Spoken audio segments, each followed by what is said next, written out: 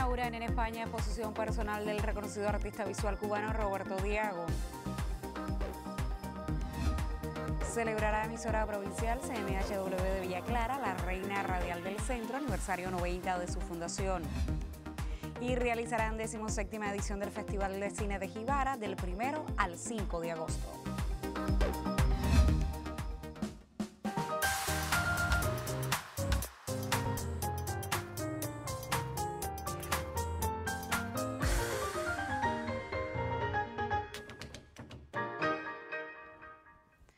Saludos desde La Habana, es martes 11 de julio de 2023 y abrimos la emisión del noticiero cultural de la televisión cubana. El artista visual Roberto Diago Durtí ha inaugurado en España la exposición La Oscuridad fue el principio, que integra dibujos, esculturas e instalaciones de su autoría. Se trata de una recreación de la historia del hombre negro desde la esclavitud hasta la contemporaneidad, haciendo énfasis en los aportes de África y su diáspora al acervo universal. Al inicio de este noticiero le contamos. Fuerteventura, una de las Islas Canarias, un punto de España en el noroeste de África, es la primera escala de la gran exposición de Diago. Pudiera asumirse como una circunstancia simbólica, porque en la muestra se recrea, desde la poética del artista cubano, el extraordinario legado del llamado continente negro al patrimonio universal. Y no se trata precisamente de una historia edulcorada. El Centro de Arte Juan Ismael, en la ciudad de Puerto del Rosario, acoge hasta el 23 de septiembre esta exhibición, cuyo título, La Oscuridad fue el principio, es de hecho un contundente planteamiento conceptual. Está claro, África es el continente de la Génesis. 40 piezas, entre pinturas, dibujos, esculturas e instalaciones, se articulan en núcleos temáticos. La exposición está en dos partes, digamos que temáticas, y usando la sala, el curador ha aprovechado los espacios. Dígase pared, dígase espacio abierto, que fue un reto. Eran arriba una instalación Ciudad Quemada, que se empeñaron en traerla y se está exponiendo aquí por primera vez. Bueno, verán las telas, verán dibujos, tratamos de abarcar todas las maneras mías de hacer. África es mucho más que una nota de color, no es el lugar común al que algunos con mejores o peores intenciones han reducido ese acervo. Es un entramado cultural riquísimo, un universo irradiante, una presencia permanente. De muchos de esos aportes se ocupa Diago, con todo su arsenal. Están algunas de sus obsesiones como la soledad, el enmascaramiento, la mirada desafiante de sus personajes. Todos los espacios están habitados por personas, ya fuesen pictóricos, dibujísticos o escultóricos. Todos los materiales están hablando unos con otros, porque esto también es primordial en su trabajo. Siempre te impone el diálogo, él quiere que hables con. Cada espacio de la muestra ha sido concebido para que los visitantes se integren con ella, en ella. Diago se ha propuesto crear una conexión íntima entre sus obras y los espectadores. Es la primera gran exposición personal en España de Roberto Diago, quien integra en Cuba la nómina de Galería Habana. Producida por Galería Artízar, ofrece un panorama de la más reciente creación de un artista comprometido con su poética, que es expresión sugerente de una cultura de confluencias. Y África es fuente primordial e impulso. Yuris Norido en el Noticiero Cultural. Y de artes visuales continuamos hablando en los primeros minutos de esta emisión. La exposición Nace una artista de la creadora Mayrelis Caridad López Luque se expone por estos días en Cienfuegos con el auspicio de la Asociación Hermanos Aís del territorio. Fue en el ámbito familiar que Mayrelis de la Caridad encontró un incentivo para su creación. Así, con cada historia escrita en las páginas de la vida, también buscó sus propios conceptos para reverenciar el arte. Llegar y transmitir con mis obras, porque las personas que la ven, pues les llega, muy importante. Tengo 28 años y creo que desde que nací estoy viendo pintar y nunca había cogido un pincel en la mano. Cuando me decidí tuve esa aceptación y créeme que para mí es sumamente importante esta exposición. La joven creadora visual resume en los trazos y en la técnica acrílico sobre lienzo, aspecto en la vida de la mujer víctima del cáncer, resaltando el optimismo que las hace vencedoras de la enfermedad. modos de conducir una vida enfrentando los temores y tocando a fondo la realidad. Todo ello en la complejidad de texturas, colores y formas que dan paso a Nace un Artista. Esta expo empezó en diciembre del año pasado. Pinté mi primera obra para el Salón Territorial de Ciudad de Cienfuegos y se la dediqué especialmente a las muchachas, mujeres que han pasado por este proceso de cáncer de mama y la mutilación de los senos como tal. Empecé los cuadros en base a mis hijas que pintan encima de ellas y ahí se llena de pintura todo el mundo en la casa. Y así fue poco a poco recogiendo un poco de vivencia de las mismas mujeres con las que logré conversar, siempre tratando de llegarle a las personas. 10 son las piezas que integran esta su primera muestra personal que estará durante todo un mes en la sede de la Asociación Hermanos Saiz de Cienfuegos. Nace un Artista tiene como centro la figura femenina, no para el discurso acostumbrado, sino para emitir un mensaje esperanzador a cada mujer, tocadas o no por caprichos de la vida y que desde el arte se les inmortaliza. Yuniel González Hernández, Canal Cubano de Noticias. Ahora le propongo hacer una primera pausa en nuestro recorrido informativo de martes y al regreso le contamos de una emisora radial que festeja 90 años de creada en el centro de Cuba. Usted mantenga la sintonía, enseguida estoy de vuelta.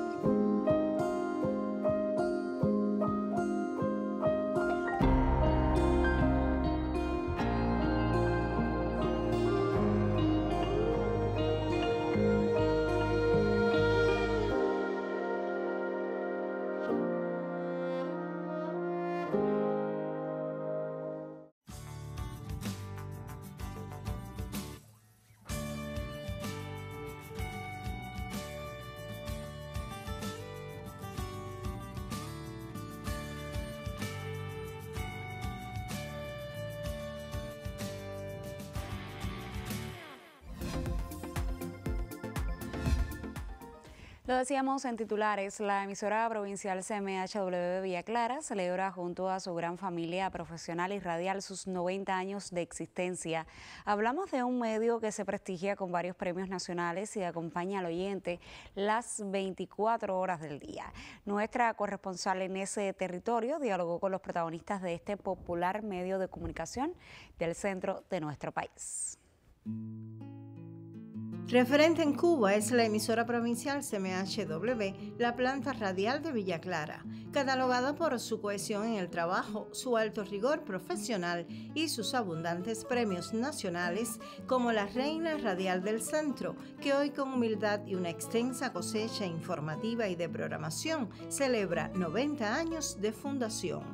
Una emisora reconocida, de las mejores del país, haber trabajado con figuras importantísimas del periodismo y la realización radial durante tantos años, de tanto prestigio en el país, siempre significó para mí algo muy grande. He aprendido mucho en esta emisora, aprendí mucho de ellos. Me parece que la radio es un medio que nunca en la vida va a dejar de existir. Eso, no sé, otros medios sí han tenido sustituciones por otros. Se dice que, por ejemplo, la pintura no murió cuando surgió la cámara de fotografía, que no sé, que la televisión no mató al cine. Nadie va a matar a la radio. ¿En qué contribuimos nosotros al desarrollo propiamente social y cultural de nuestro pueblo? Esta es una emisora muy seguida, incluso en la última pesquisa que se hizo, los villaclareños escuchan esta emisora al 100%, o sea, diferenciándola del resto de las cadenas nacionales y otras emisoras de la radio nacional. Muchas voces en la locución, periodistas, varios realizadores, elencos del dramático y directivos han hecho posible que la CMHW haya caminado junto al amplio público, siempre presente en la programación y en las decisiones de esta planta radial al servicio de ese pueblo. La radio te embruja. Y bueno, pues aquí me centré como locutora, hice algunos trabajitos periodísticos, como actriz y siempre va a ser como profesional lo primero en mi vida. La CMHW para mí ha sido no como un eslogan, sino mi vida, porque es parte del tiempo mayor que uno está, incluso más que el tiempo que está en la casa. He continuado el legado de mi papá, que es jubilado de esta CMHW, y impregnó a mí todo lo que yo siento y que me parece que he podido entregar todos estos años a la radio, es en la locución, en la narración deportiva, en el periodismo deportivo. Hemos rescatado programas que fueron éxitos en algún momento en nuestra planta radial, por ejemplo, con Mi Gente, el programa Caravana Musical, que lo vamos a tener también en los días ya más cercanos a la fecha. Vamos a hacer una transmisión de la gala a propósito del cumpleaños de la emisora. El departamento informativo se ha puesto en función también de destacar todos los artistas, técnicos, periodistas que han formado parte de la historia de la radio en Villa Clara. Fácil es decir, 90 años de labor radial, donde imagen y sonido se forman en la psiquis del oyente. La emisora CMHW, ubicada en Santa Clara, reverencia a sus muchos premios nacionales de la radio y el periodismo que han hecho de esta emisora la reina radial del centro.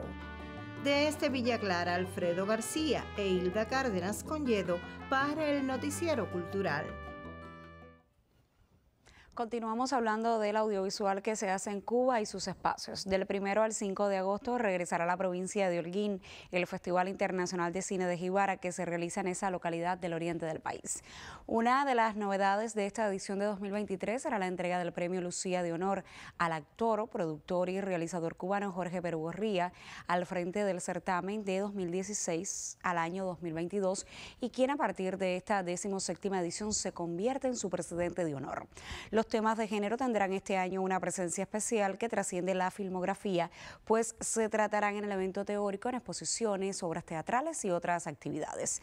De acuerdo con los organizadores, durante esos primeros 5 días de agosto regresarán a la llamada Villa Blanca de Cuba las proyecciones al aire libre de películas y audiovisuales emblemáticos como parte de la programación de esta importante cita del cine.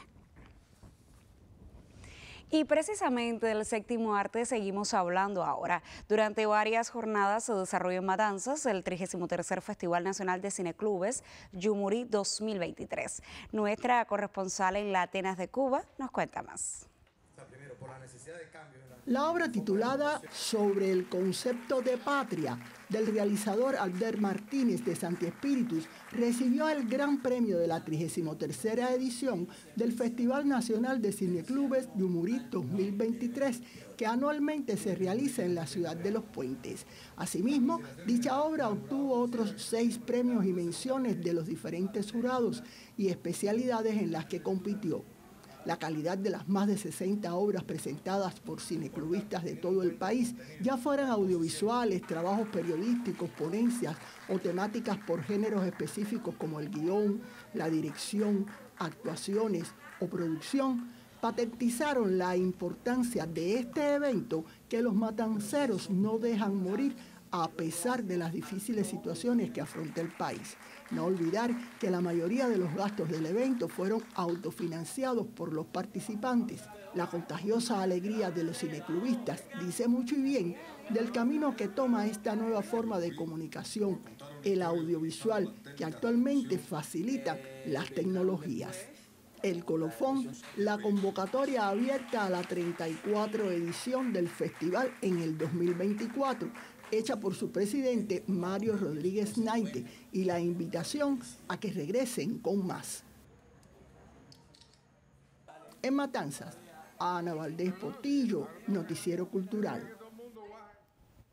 Y hoy en nuestra serie Clásicos que transmitimos durante todo el verano, en el espacio que dedicamos habitualmente a nuestra sección Contrapunteo, le hablamos precisamente de una de las obras más emblemáticas de la cinematografía nacional, el cortometraje Now de Santiago Álvarez.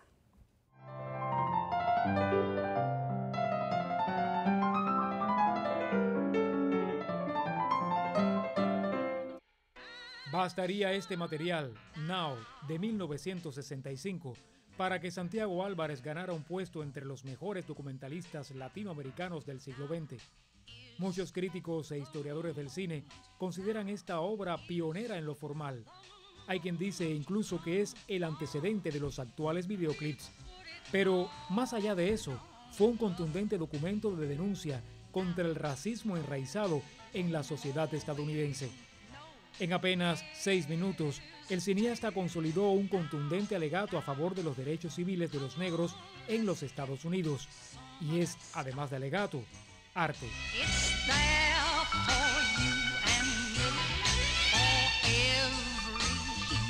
Sobre la poderosa interpretación de la cantante y actriz Lena Horne, se articula un conjunto de fotografías en una composición pródiga en recursos expresivos. El texto de la canción se refiere a la necesidad de luchar con más eficacia por la igualdad de todos los ciudadanos.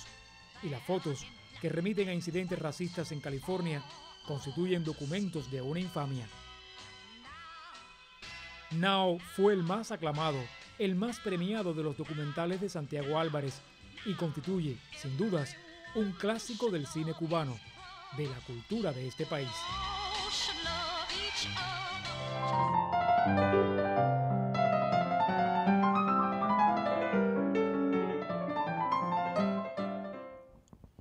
Mañana le traeremos otro de los clásicos de la cultura cubana en nuestra serie de verano. Ahora es momento de hacer otra pausa en nuestro recorrido informativo y al regreso le estaremos hablando sobre una ciudad al oriente del país que hoy está de aniversario. Usted siga junto a nosotros, ya regresamos.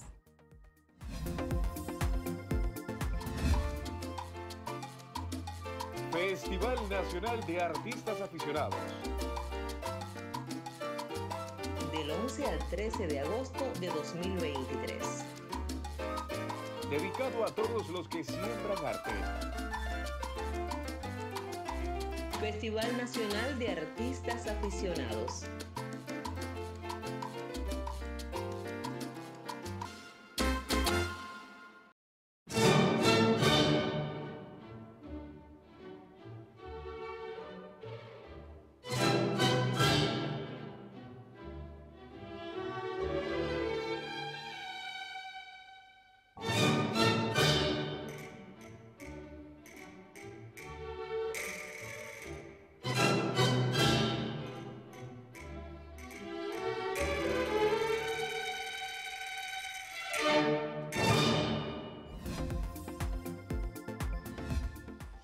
Lo anunciábamos antes de la pausa, la ciudad costera de Manzanillo, ubicada en la provincia de Granma, celebra este 11 de julio los 231 años de su fundación.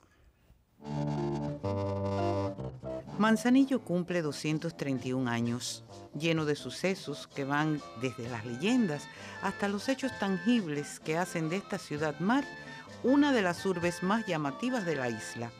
Intereses económicos frenaban el otorgamiento del título de villa, pero el núcleo de rebeldía característico de los manzanilleros se pone de manifiesto al establecer una forma de gobierno no reconocido, según refiere el historiador José Antonio Matilla Vázquez. Es el primer acto de rebeldía de los manzanilleros, cómo establecen un gobierno que no estaba reconocido con el afán de independizarse y de tener autonomía propia. Reyes, marqueses, obispos, piratas, esclavos, órdenes reales para Puerto Mayor y Menor conforman un conglomerado de acontecimientos desde el 1792, inicio del proceso fundacional de la ciudad, que no lo llega a ser hasta 1869. Se le otorga el título de invicta ciudad con el título de villa, a mi modo de ver, como España, como algo para contrarrestar las acciones del 10 de octubre que el año anterior había ocurrido. Y por eso se le da el título de villa en el 1869. El paso de los años y el salitre han hecho mella en algunas edificaciones. Otras se mantienen majestuosas, como la glorieta, novia de la ciudad, con 99 años ya, la iglesia, el palacio de gobierno y sobre todo la voluntad de los manzanilleros de levantarse ante los desafíos que impone la vida. Los jóvenes siguen los pasos de figuras que caminaron sus calles como Celia Sánchez, Manuel Navarro, Julio Girona, Blas Roca y Carlos Puebla, entre otros muchos. Que los jóvenes que por estos días estuvimos en estos lugares, nos vimos reflejados en Mella, nos vimos reflejados en Fidel, ya que somos jóvenes revolucionarios y fieles continuadores de la obra revolucionaria de nuestro proceso social también. Es Manzanillo, esa ciudad que hoy celebra 231 años de fundada, que atrapa por su belleza natural y lo mejor, la calidez de sus habitantes que están marcados por las aguas del Golfo del Guacanayabo. Cruz Ferrer Sánchez, Canal Cubano de Noticias. Y de Manzanillo le propongo ir hasta Santiago de Cuba. El cementerio de Santa Ifigenia, declarado Monumento Nacional en 1937 y ratificado por el gobierno revolucionario en 1979, acuden centenares de visitantes para rendir tributo a los padres fundadores de la nación cubana y otras personalidades que yacen en ese camposanto. La corresponsal Dailin Herrera Bayar nos acerca a ese sitio patrimonial al cierre de esta emisión. Sin quitarse el polvo del camino, decenas de cubanos y visitantes acuden a un sitio de reverencia, fortaleza, paz. Sin embargo, su nombre y construcción fueron objeto de disputa entre la tradición católica imperante y la sociedad civil de la época. Ya en República hay un alcalde, Camacho Padrón, que en sus memorias recoge las cosas que hizo en su periodo de gobierno. Y hay un pequeño párrafo que dice: y le puse el nombre al cementerio, Santa Ifigenia. El cementerio patrimonial Santa Ifigenia data de abril de 1868. Fue la continuidad de la primera necrópolis de la ciudad de Santiago de Cuba. Este es un cementerio muy antiguo. Este cementerio realmente se termina la primera parte que se construye en la colonia en febrero de 1868. Pero ya se empieza a utilizar como cementerio a partir del 22 de abril de ese mismo año, con el entierro de una niña que se llamó Encarnación Ramos. Unos días después se entierra a otra persona de color, que fue un esclavo, el esclavo Gerardo del señor de Villalón. El camposanto se impone por la majestuosidad de su estructura y la historia que preservan sus monumentos. Más de 30 generales mambises de las guerras de independencia, la primera mujer graduada en Derecho, mártires del movimiento 26 de julio, caídos en misiones internacionalistas, además de relevantes personalidades de la ciencia y la cultura, también yacen en el lugar, descansan en este suelo sagrado de la patria. A modo de identificar y de enseñar a la población que los principales líderes iban cayendo, eran conducidos aquí y enterrados casi todos en fosa común.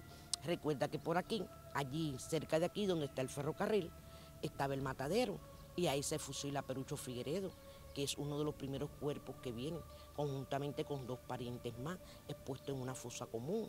Después viene Céspedes, después vienen los mártires de San Juan del Wilson y así. Se fue nutriendo este cementerio de grandes personalidades y en el 95, aquel 27 de mayo de 1895, es sepultado en este cementerio el cadáver del apóstol José Martí, en el nicho 134. En cadenas vivir es vivir, en afrenta y oprobio sumido, del clarín escuchar el sonido, a las armas valientes correr. Exhumar los restos de Mariana también fue. Eso son momentos tan indescriptibles que son únicos. Otro momento grande aquí fue Fidel. Indescriptible. Cuando vimos que llegó esa piedra aquí,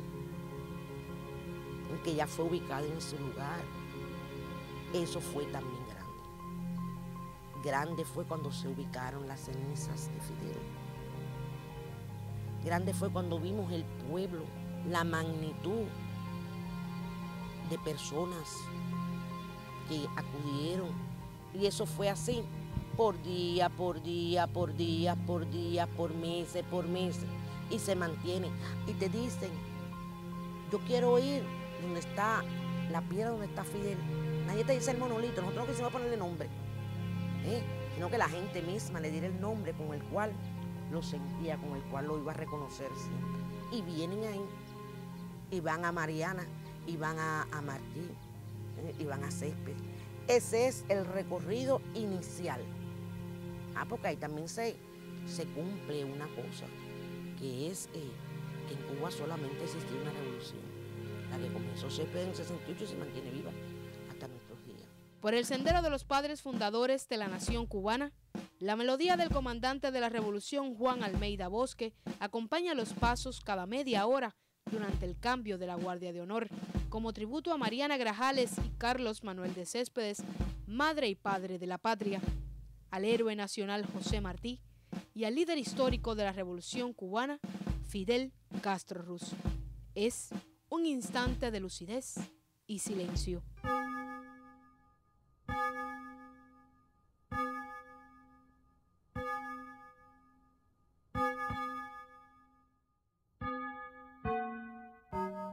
El altar sagrado de la patria en sus 143 años convida siempre a acercarse de una manera diferente a la historia, las leyendas y curiosidades de esta tierra indómita.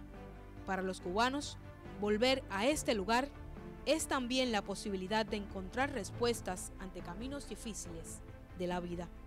Santa Ifigenia es un sitio de obligada peregrinación donde decenas de personas cubanas y de todo el mundo no solo vienen a rendirle tributo al líder histórico de la Revolución Cubana, Fidel Castro Ruz, sino también a conocer nuestra historia en este valioso sitio patrimonial a cielo abierto. Desde Santiago de Cuba, el camarógrafo Santiago Martí y Dailin Herrera Vallar, Sistema Informativo de la Televisión Cubana. Punto final. En esta emisión del Noticiero Cultural le informamos de la inauguración en España de la exposición personal del artista visual cubano Roberto Diago. Le contamos de las celebraciones en Villa Clara por los 90 años de la emisora provincial CMHW y le ofrecimos detalles de la celebración del 1 al 5 de agosto de la 17ª edición del Festival de Cine de Jibara. Gracias por acompañarnos durante esta entrega informativa. Nosotros, por supuesto, regresaremos mañana para ponerle al tanto de la actualidad del arte y la literatura en Cuba y el mundo. Hasta entonces, me despido, como siempre, con un saludo desde La Habana.